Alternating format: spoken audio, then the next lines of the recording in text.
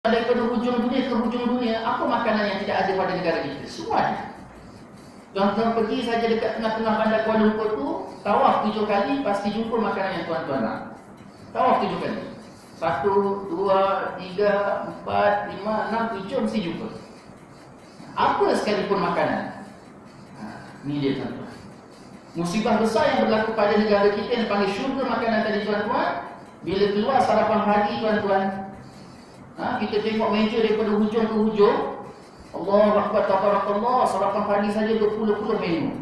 Tapi tuan-tuan, pasti ada yang bercakap, ish, ni je tiap-tiap hari, pusing-pusing ni, pusing-pusing ni. Padahal tuan-tuan, kalau kita tengok dekat negara lain, sarapan dia cuma satu benda je tuan-tuan.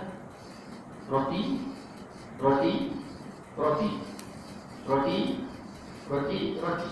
Itu kalau ke Arab, bawang putih. Kalau Indonesia adalah sikit mungkin 2-3 jenis. Tapi nak banding dengan negara kita tuan-tuan bermacam-macam. Tapi akhirnya kita jelak. Kita jelak tuan-tuan.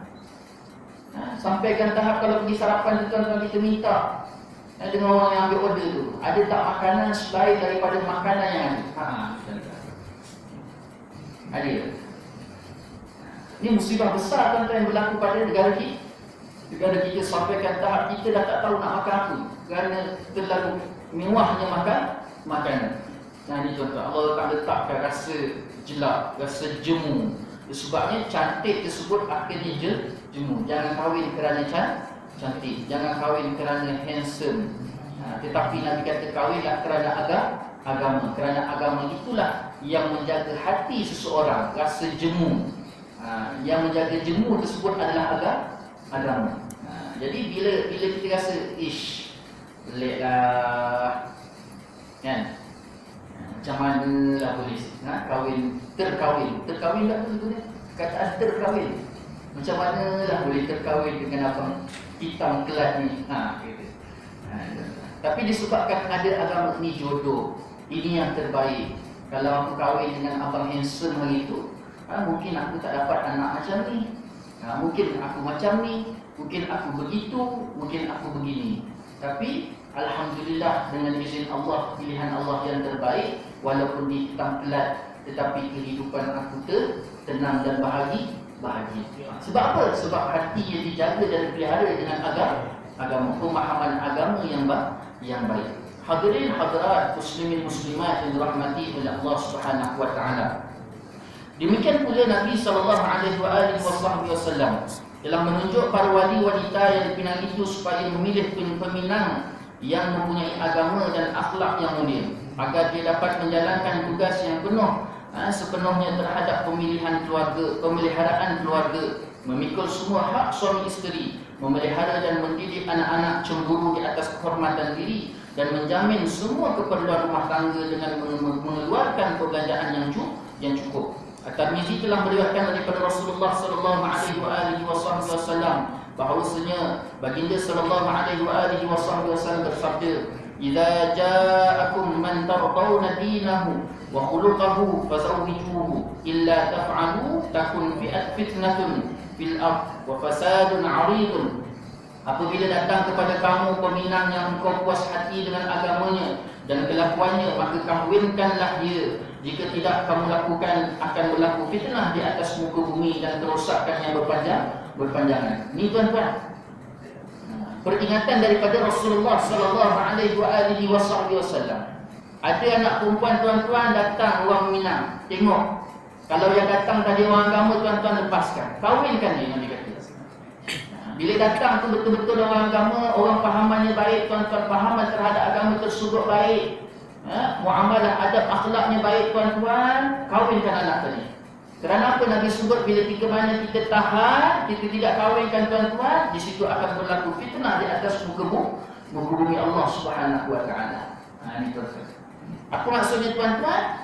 Maknanya ukuran utama yang datang meminang, pastikan dia orang yang beragama. Jangan dikira kaya ke tak. Kaya ni tuan-tuan, kita tak tahu. Kita tak tahu tuah manusia. Kita tak tahu qada dan qadar Allah Subhanahu wa taala.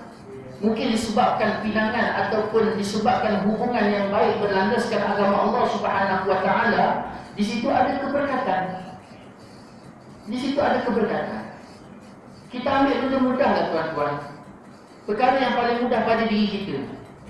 Ada ke tuan-tuan kita lahir-lahir je tu ada duit 1, 2, 3 juta dalam bank?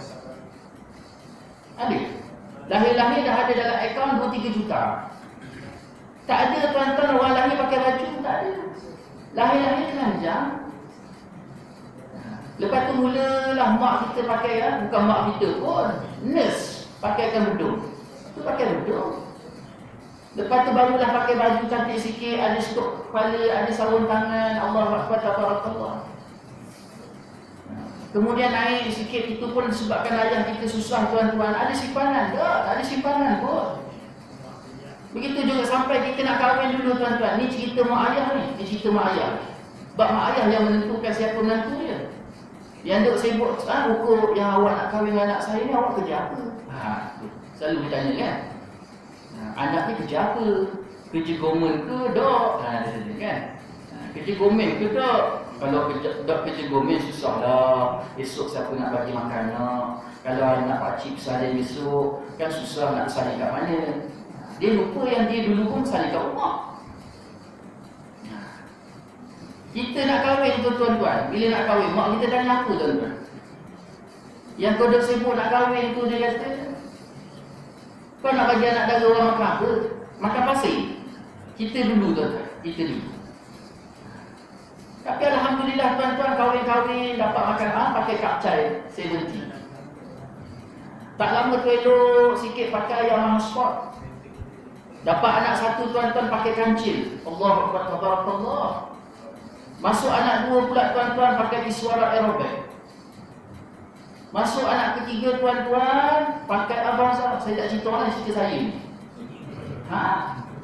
Saya nak kahwin tuan-tuan, mak saya tanya. Ada yang kau nak kahwin tu, kau nak bagi anak dara orang makan apa? Makan pasir. Masa tu gaji 900 tuan-tuan. Gaji mak bagi duit sikit kat mak awal bulan, 15 hari bulan minta lagi. Minta balik. Minta balik. Tapi rezeki tuan-tuan itu namanya rezeki. Rezeki itu bukan datang dengan dua tangan, tapi datang dengan Allah, dari Allah Subhanahu Wa Taala. Akhirnya tuan-tuan bila naik usia kita 40, tengok macam mana rezeki kita. Naik 50. Sebab apa? Rezeki Allah Taala bagi itu tuan-tuan, dia mengikut kadar keperluan kita. Dia bagi ikut kadar keperluan. Anak satu macam mana, dia bagi macam mana. Anak dua macam mana, bagi macam mana. Ada tanggungjawab besar sikit, dia bagi macam mana. Yang penting cukup. Usaha tawakal kepada Allah Subhanahu Wa Taala. Itu sebabnya ukuran agama itu sangat penting. Bukan hanya tanya anak ni kerja apa, gomen ke tak? Belum apa-apa lagi dari gomen. Allah Akbar. Itu sebabnya balik pada keimanan seseorang kepada Allah Subhanahu Wa Taala. Tak ada ni tuan-tuan, duit simpanan kita terus kerja 100,000, 200,000 tak ada. Semuanya ada peringkat-peringkat naik tangga satu. Tak ada orang terus senang. Semuanya pasti akan berlaku kesusahan, payah, jengkit, pegit, jatuh, naik. Kenapa tuan-tuan? Kesusahan, musibah yang diberikan oleh Allah Subhanahu Wa Taala di atas dunia ini adalah bunga-bunga dalam kehidupan. Fa inna ma'al usri yusra, inna ma'al usri yusra. Di sebalik kesusahan itu ada kemanisan, di sebalik kesusahan itu ada kemanisan. Dua kali tuan-tuan Allah Taala ulang ayat tersebut. Itu sebabnya jangan takut dengan susah. Susah itulah yang membuatkan kita semakin dekat hampir dengan Allah Subhanahu Wa Taala. Kalau tak susah tuan-tuan, jauh kita daripada Allah. Berapa ramai orang yang tak susah. Ustaz sendiri tuan-tuan, kalau hidup dia senang saja tuan-tuan, jauh. Itu sebab kalau kita lihat bagaimana Rasulullah sallallahu alaihi wasallam. Siapa Rasulullah ni tuan-tuan? Rasulullah ni seorang nabi. Rasulullah ni seorang rasul. Seorang yang maksum, seorang kekasih Allah, seorang yang telah diampunkan dosanya dulu, kini dan yang akan datang, bahkan boleh berikan syafaat kepada umatnya. Allahu Akbar, tabarakallah. Hebatnya Rasulullah sallallahu